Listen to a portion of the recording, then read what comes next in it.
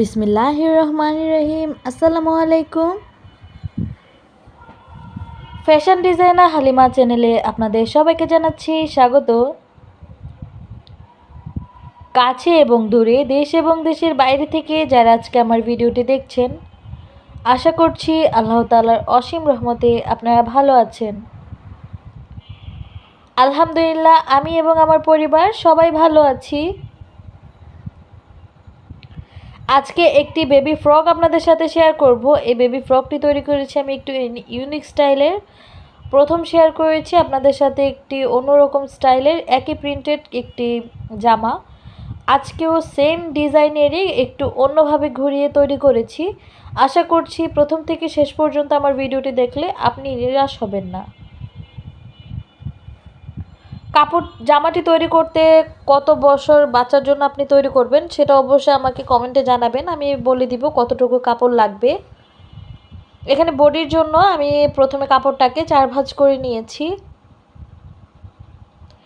এখন আমি ইঞ্চি টেপের সাহায্যে 10.5 ইঞ্চিতে মার্কিং করে নিয়েছি। এখন আমরা বডির মেজারমেন্টে নিব এখানে 6.5 ইঞ্চি। পেটের দিকেও আমরা সেম নিব। গলার জন্য নিচ্ছি 2 ইঞ্চি, আর গলার মোহরার জন্য বা লংয়ের জন্য নিচ্ছি এখানে 4 ইঞ্চি। হাতার কাঁধের জন্য নিচ্ছি আমরা এখানে 3.5 ইঞ্চি। হাতার যে মোহরা সেটা নিচ্ছি 5 ইঞ্চি। বডির মেজারমেন্ট আমরা আগে করে রেখেছি, 1 ইঞ্চি এক্সট্রা নিয়েছি। নিচ থেকে আধা ইঞ্চির মতো আমরা একটু উপরের দিকে রাউন্ড করে নিব। এক্ষেত্রে সেলাই করার পর আমাদের সাইড থেকে কোনো কোনা বের হয়ে থাকবে না।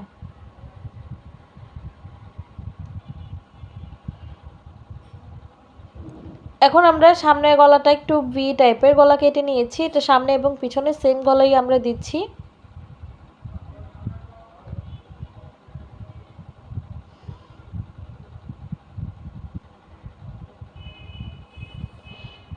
এখন আমি বাচ্চার যে জামার যে পুরো ঘেরটার যে লংটা দিব সেটা মেজারমেন্টটা মেপে নিচ্ছি।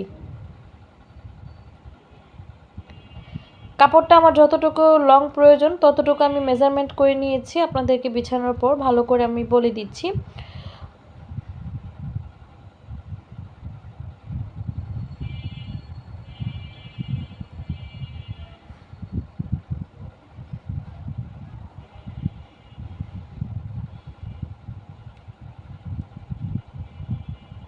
আমাদের বাচ্চার যে জামার পুরো লংটা সেটা থাকবে 30 ইঞ্চি।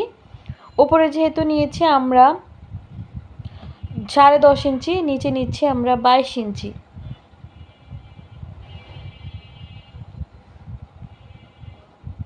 যেহেতু আমাদের সেলাইয়ের পর কিন্তু আমাদের প্রায় 1 থেকে 2 ইঞ্চির মতো ভাঙা খেয়ে যাবে, তো সেই যে ক্ষেত্রে আমি এভাবে দিয়েছি। তো আমরা মাঝাতে এভাবে কুচি দিয়ে পুরো জামাটাকে সেলাই করব, আর নিচের দিকে আমরা আলাদা একটি কাপড় ব্যবহার করব, সেটা তো আমরা কুচি দিব। প্রিন্টেড কাপড়টা তো আমরা সেম দিব।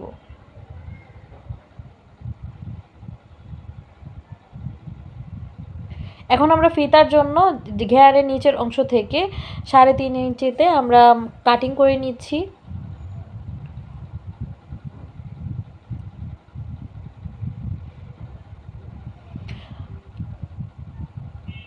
এই ফিতাটা দিয়ে আমরা গলাতে যে বডির অংশতে ডিজাইন করেছি তো সেটাতেও এভাবে কুচি দিয়ে ফেলবো।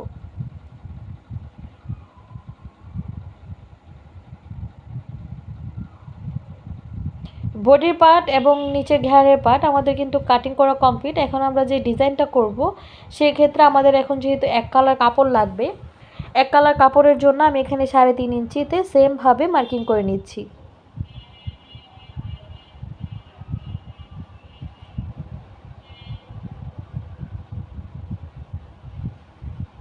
আপনার ক্ষেত্রে আপনি যতটুকু ঘের যে কুচিগুলো ঘন বা পাতলা দিবেন সেই ক্ষেত্রে কিন্তু কাপড়ের মেজারমেন্ট বেশি এবং কম লাগতে পারে।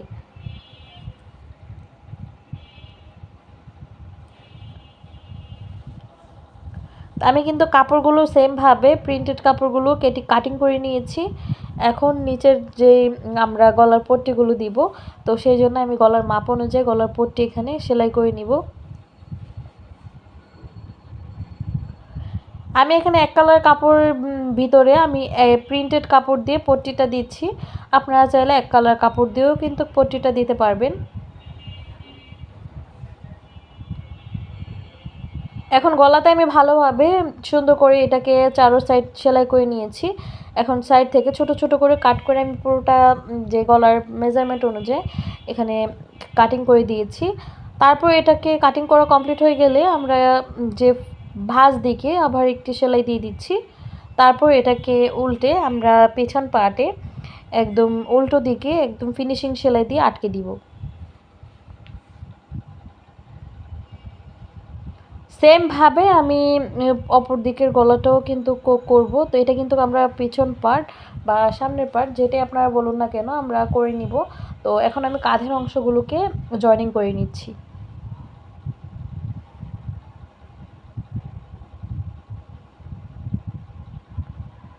কাঁধের গলার দিকে ঘাটটার কাছে আসলে ওখানে কিন্তু আমরা অবশ্যই ডাবল সেলাই দিয়ে নিব।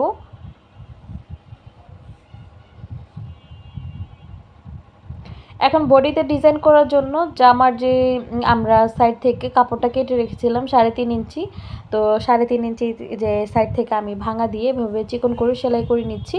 সেমভাবে আমি এক কালার কাপড়টাকেও ডিজাইন করে বা সেলাই করে নিব।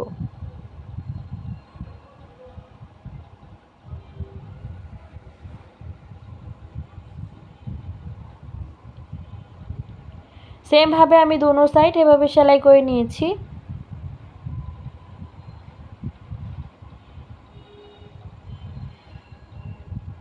এখন আমি দুই সাইড থেকে হাত দিয়ে এভাবে একটু একটু করে আমি কুচিটা দিয়ে নিচ্ছি।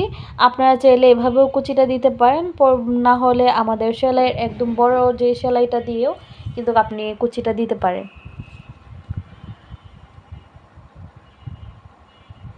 সেমভাবে আমি প্রিন্টেড কাপড়টাতেও এভাবে কুচিগুলো দিয়ে নিচ্ছি।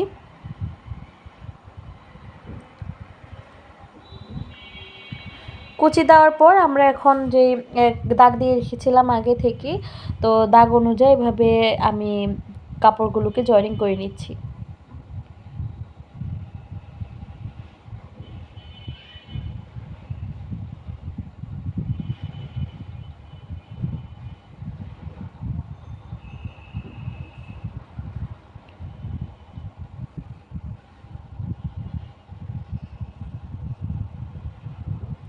তো আমি এভাবে দেখতেই পাচ্ছেন, অবশ্যই কাপড়গুলো যে সেলাইগুলো যে সাইড থেকে এসেছে সেমভাবে আপনি সেলাইটা করতে পারেন বা এর উল্টো সাইড থেকে ধরেও কিন্তু করতে পারেন। তো আমার এই সাইডটা কিন্তু আমি কমপ্লিট করে নিয়েছি। তো মাঝখানে যেহেতু আমাদের এক কালার কাপড়টা পরবে, তো সেক্ষেত্রে এই সাইডের কাপড়টাকে একটু আলগা দিয়ে বা একটু উপরের দিকে করে রেখে তারপর কিন্তু আমরা এক কালার কাপড়টাকে সেলাই করব।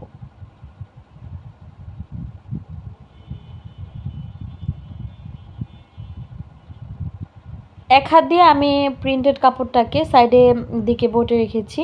তারপর এক কালার কাপড়টা দিয়ে আমরা এভাবে সেলাইটা করে নিচ্ছি।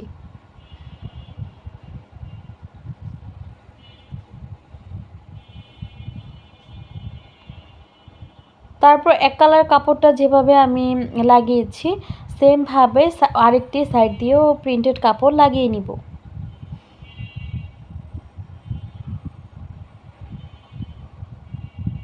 সেমভাবে আমি প্রিন্টেড কাপড়টিকেও জয়েনিং করে নিচ্ছি।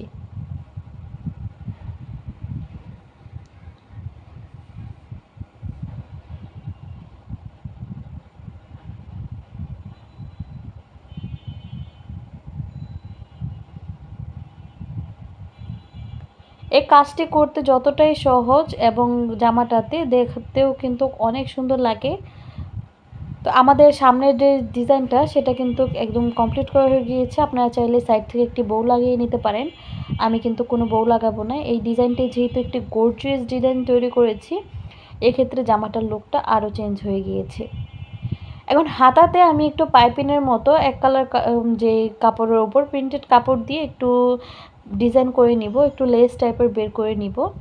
তো আমি এভাবে একটু ভাঙা দিয়ে ভিতরের দিকে কাপড়টাকে ফোল্ড করে অল্প একটু কাপড় প্রিন্টেড কাপড় বের করে রাখছি। এক্ষেত্রে এটা একটু লেস টাইপের কাজ করবে। সেমভাবে আমি দোনোটা হাতা কিন্তু কমপ্লিট করে নিয়েছি। এখন আমি একটি বউ তৈরি করব। তো বউটা আমি যেহেতু লাগাবো না, তো তারপর আপনাদেরকে দেখিয়ে দিচ্ছি আমি নর্মালি বউ কীভাবে তৈরি করি। চারো সাইড আমি একদম বন্ধ করে দিয়েছি, শুধু মাঝখান থেকে একটু এক সাইডের কাপড়টা একটু কেটে তারপর কোনাগুলোকে একটি যে কোনো কিছুর সাহায্যে কোনাগুলোকে বের করব। এক্ষেত্রে কোনাগুলো বের করলে আপনাদের একটি সুন্দর একটি আনকমন লুক দিবে এবং একটি চার কোনা ভাব দিবে।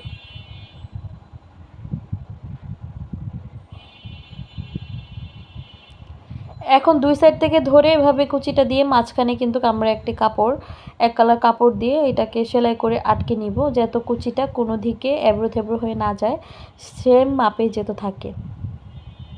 তো আমি তারপর আপনাদেরকে বউটা তৈরি করে দেখিয়ে দিচ্ছি। তো এক্ষেত্রে আপনারা চাইলে এখানে বউটা লাগাতে পারেন, আমি কিন্তু লাগাবো না।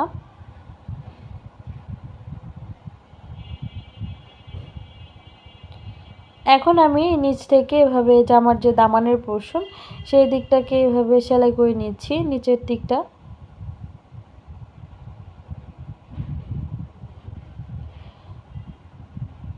জামার নিচের পোর্শনে আমি একটু ডিজাইন করব, সেই জন্য আমি এক কালার কাপড়কে যেহেতু 3.5 ইঞ্চিতে আমি কাটিং করে রেখেছিলাম, তো সেটা আমরা জামার যে ঘের অংশতে সেভাবে জয়েনিং করে নিচ্ছি।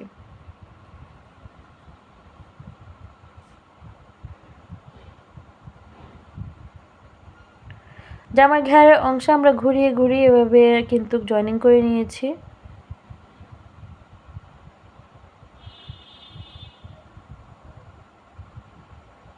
উপর থেকে আরেকটি কাপড় আমরা এভাবে জয়েনিংটা করে নিব।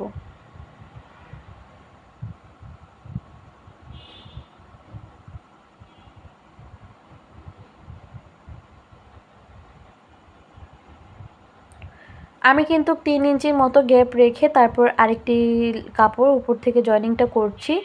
আপনারা অবশ্যই একদম সমানভাবে ইঞ্চি টেপ দিয়ে মেপে মেপে 3 ইঞ্চি দূরত্বে এভাবে উপরের দিকে যে প্রিন্টেড কাপড়টার উপরে এক কালার কাপড়টা দিয়ে এভাবে ডিজাইন করলে অনেক সুন্দর একটি লুক দিবে।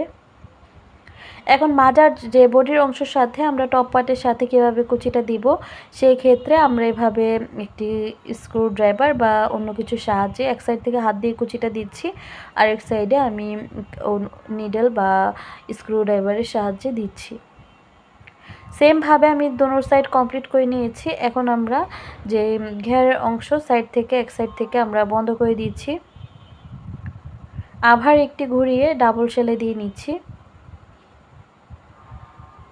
ডাবল সেলাইটা দেওয়ার পর আমরা মাঝার সাথে জামার বডির সাথে আমরা নিচে ঘেরের অংশটাকে জয়েনিং করে নিচ্ছি। জয়েনিং করার পর আমরা অবশ্যই ডাবল সেলাই দিয়ে নিব।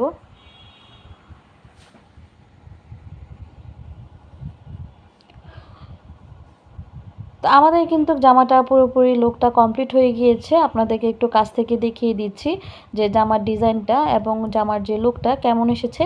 আমি সাইড থেকে একটু বউটা দিয়ে রেখেছি, যাতে আপনাদের দেখলে বুঝতে পারেন যে বউটা দিলে কি ভালো লাগে আর বউ ছাড়াও কেমন লাগে।